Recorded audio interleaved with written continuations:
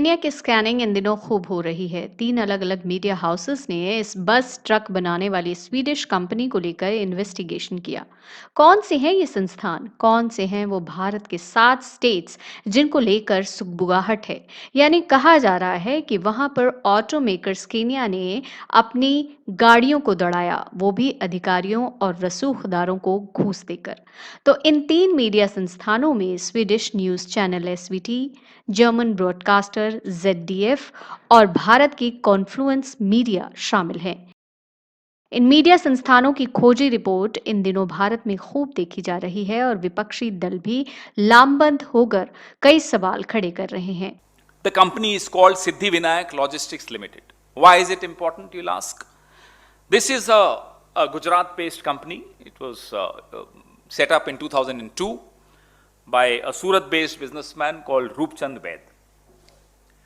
This company has acquired importance again because we have been hearing of another scam called the Scania Bus Gate scam.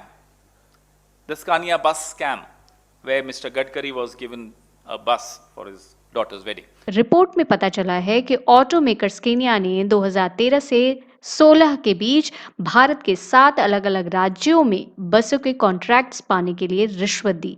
कई सारे राज्यों ने अपने state transport और महानगरों की म्युनिसिपल कॉरपोरेशंस ने लोकल बसों के लिए स्केनिया ऑटो कंपनी से बस खरीदने को लेकर डील की।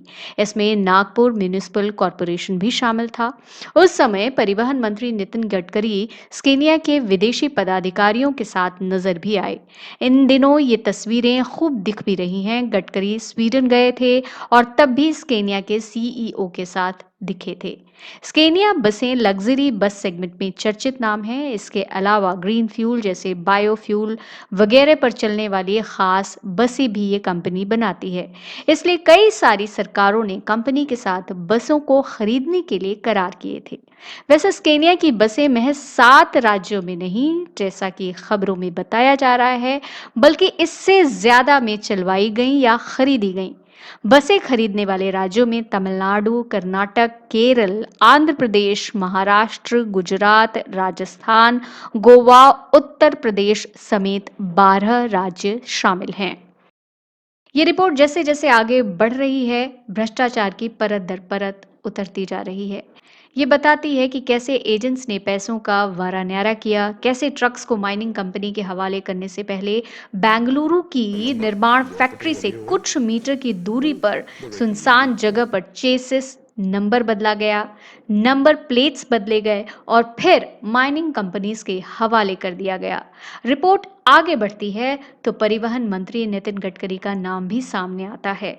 पता चलता है कि बेटी की शादी में लग्जरी बस डिलीवर की गई जिसका भुगतान नहीं किया गया। फिर कंपनी के CEO हेनरी हेनरिक्सन सामने आते हैं, बताते हैं कि उन्हें भारत में अपने पैर जमाने का पूरा भरोसा था, विश्वास था कि कंपनी यहाँ पर अच्छा बिजनेस करेगी। लेकिन एक तरह से उनकी सोच पर विराम घूसखोरी ने लगा दिया और कंपनी खुद को समेट कर चलती बनी। तो ये है वो खुलासे जिसे मीडिया हाउसेस ने किया। भारत में अब इस पर सियासी हलचल बढ़ रही है। उस कंपनी को लेकर जो वॉक्सवैगन की कमर्शियल व्हीकल बनाने वाली सब्सिडरी ट्रेटन एसी की यूनिट है। स्केनिया ने भारत में 2007 में कामकाज शुरू किया। इसके बाद कंपनी ने 2011 में मैन्युफैक्चरिंग यूनिट भी लगाई।